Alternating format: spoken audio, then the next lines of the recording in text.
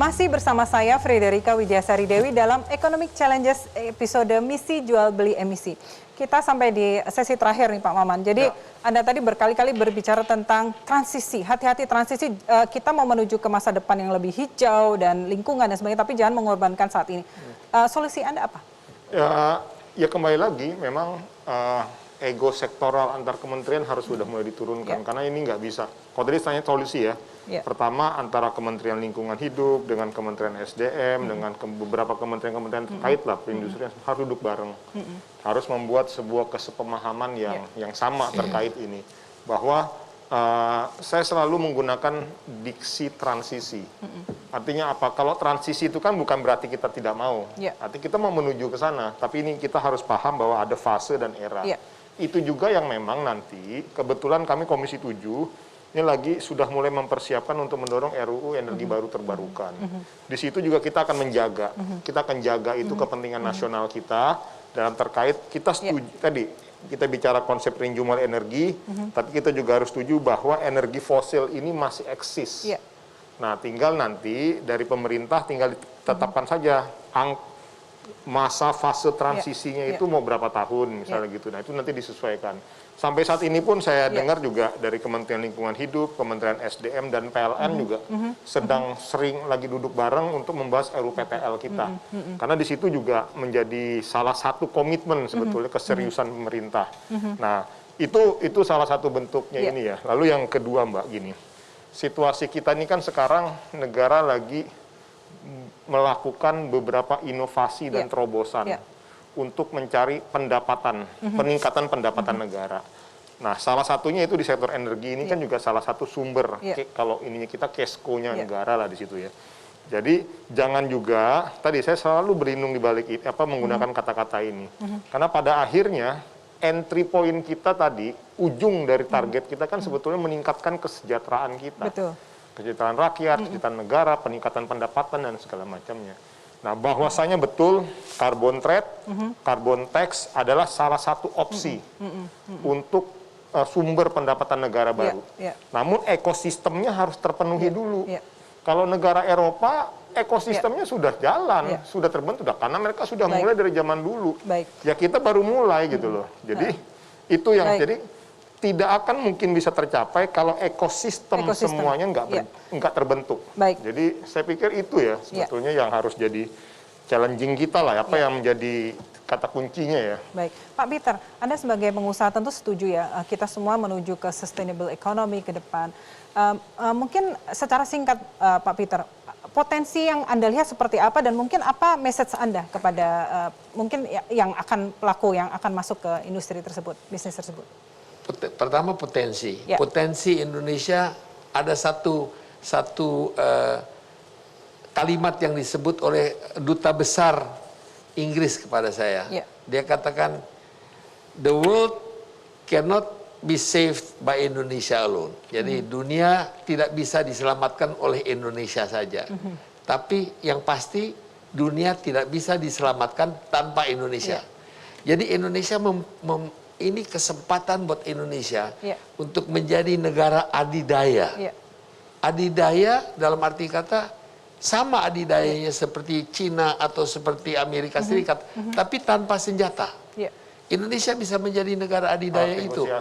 Ya, nah ini adalah, disinilah kita harus mempergunakan apa yang kita miliki ini di dalam pertemuan-pertemuan dunia, mengatakan bahwa apa yang dikatakan Pak Maman, kita akan mencoba ikut menyelamatkan dunia. Tapi jangan hancurkan kita karena Anda sudah menjajah kita 300-400, mungkin nggak bisa diomong gitu, tapi kita harus bicara sekarang.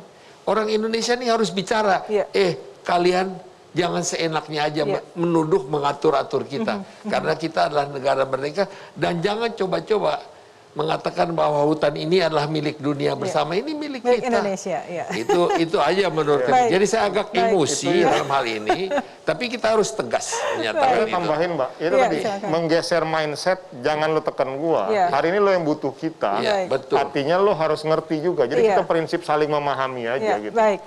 Saya mau tambah, saya mengerti betul apa yang dilakukan. Saya nggak mau puji-puji pemerintah ya.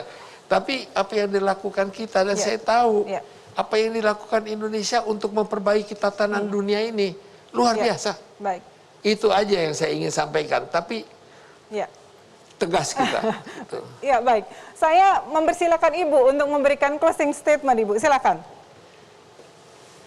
Pada dasarnya kita berusaha yang terbaik. Apa yang dilakukan oleh pemerintah dalam kaitan dengan sumber daya alam dan katakanlah perubahan iklim ini sebetulnya mencakup hal-hal yang tercantum di dalam pembukaan Undang-Undang Dasar, yaitu menjaga tumpah darah dan bangsa, kemudian juga memajukan kesejahteraan umum, ikut melaksanakan ketertiban dunia, juga mencerdaskan. Jadi misinya memang besar sekali. Oleh karena itu ya kita tetap berpijak kepada pijakan dasar kita, yaitu Undang-Undang Dasar. Yang disebut karbon juga itu termasuk bagian dari sumber daya alam begitu, walaupun dia abstrak, tetapi sebetulnya rantai karbon dalam bentuk yang senyawa itu bentuknya jelas, kayu serat itu kan rantai karbon yang panjang. Jadi harus dimaknai bahwa karbon dan lain-lain itu adalah sumber daya alam yang diatur di dalam pasal 33. Jadi saya setuju banget soal nasionalisme dan termasuk modal dasar values participatory, itu yang saya lihat nggak ada di negara lain muncul.